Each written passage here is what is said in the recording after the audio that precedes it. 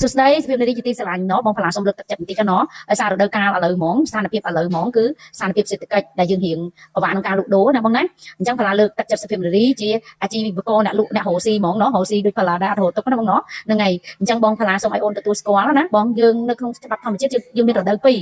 ណាបើយើងបែងចែកមកមានរដូវប្រាំងនិងរដូវវស្សាប៉ុន្តែបើយើងបែងចែកខាង business រកស៊ីវិញគឺយើងមានរដូវដែលយើងលក់បានរដូវបុណ្យទាននឹងលក់អត់បានតែយើងត្រូវតែមានបើយើងអានដល់សកលហ្នឹងគឺយើងដឹងថាមានរដូវពីរហ្នឹងហ្មងអញ្ចឹងខ្ញុំជាសារផ្ដាំទៅកូនក្មួយនឹងសភាពនារីជាទីស្រឡាញ់ទាំងអស់គ្នាណាពេលដែលគាត់លក់ទៅរៀងស្ងាត់រៀងអត់សូវបានឬមកគាត់ធ្លាក់ការលក់អីចឹងណាបងកុំបាក់ទឹកចិត្តហើយកុំ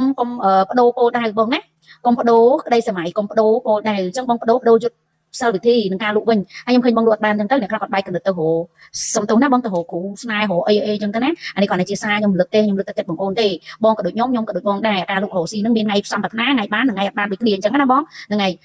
ហើយយើងចាយលុយលើកបូកច្រើនអីចឹងបងដឹងហើយខ្ញុំក៏ចាយច្រើនហើយពេកខ្ញុំមានច្រើនអញ្ចឹងខ្ញុំចាយលុយទ្វេគុណអានេះខ្ញុំចេញមកលើកទឹកចិត្តណាអញ្ចឹងបងខ្លះគាត់លក់អត់បានស្ងាត់អីចឹងគាត់ទៅរកគ្រូគ្រាអញ្ចឹងទៅបងអានេះធ្វើយើងអស់លុយបន្ថែមមកតាំងទៀតពីព្រោះយើងកំពុងលក់ស្ងាត់ហើយយើងលក់អត់បានហើយអានេះជាសិទ្ធិរបស់បងទៅក៏ទៅចាស់គាត់ថាអានេះបងទៅរកគ្រូរកគ្រាទៀតបងត្រូវសែនត្រូវអីខាត់ពេលវេលាឲ្យអស់លុយច្រើនទៀតប៉ុន្តែខ្ញុំនិយាយអត់បានប៉ះពាល់គ្រូគ្រាទេណាបងគាត់ថាខ្ញុំនិយាយនេះគឺខ្ញុំលើកទឹកចិត្តសភាពនារីជាអាជីវករដែលរកស៊ីដូចខ្ញុំដែរអញ្ចឹងបងត្រូវទទួលស្គាល់ថារដូវហ្នឹងឥឡូវភ្លៀងណាបងណារដូវដែលយើងរកអត់សូវបានអញ្ចឹងយើងថែផ្លូវចិត្តហើយយើងបដូរយុទ្ធសាស្ត្រក្នុងការលក់ណាបងណាហើយយើងពង្រឹងកម្លាំងចិត្តឥឡូវតែម្ដងដល់ពេលរដូវមួយពីរដូវមួយដែលយើងលក់អត់បានណាគឺយើងត្រូវតែអីគេថែរក្សាផ្លូវចិត្តនេះសំខាន់ណាស់ហើយយើងចលនជំនះហើយនឹងតស៊ូរៀនថែម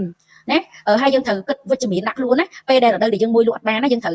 គិតវិជ្ជមានថាប្រហែលជាធម្មជាតិហ្នឹងឲ្យពេលយើងក្នុងការអានសភៅឬមួយក៏ក្នុងការយើងធ្វើអីផ្សេងណាហ្នឹងហើយគិតអីផ្សេងហ្នឹងទៅទនេសម្រាប់ខ្លួនឯងណាព្រោះអីខ្ញុំជល់អ្នករកស៊ីខ្លះគាត់គ្មានពេលទនេស្មាតទោសសូម្បីតែញ៉ាំបាយក៏គ្មានដែរអញ្ចឹងបងកុំបាក់ទឹកចិត្តកុំប្របាក់ចិត្តបងត្រូវគិតថាប្រហែលជាច្បាប់ធម្មជាតិឲ្យរដូវហ្នឹងគឺរដូវដែលយើងត្រូវសម្រាប់ជុំកូនជុំប្រពន្ធលំហៅគូក្បាលអីចឹងទៅឬមួយក៏រកជំនាញផ្សេងឬអានសភៅឬមួយក៏មើលចំណេះដឹងផ្សេងដើម្បីនឹងបដូរយុទ្ធសាស្ត្រទីផ្សារតែកុំបដូរអូខេក្តីសម័យណាកុំបដូរគោលដៅរបស់យើងណាមានតែប៉ុណ្្នឹងទេអូខេខ្ញុំអរគុណហើយបើខ្ញុំគិតថាខ្ញុំនិយាយខុសខ្ញុំសុំទោសណា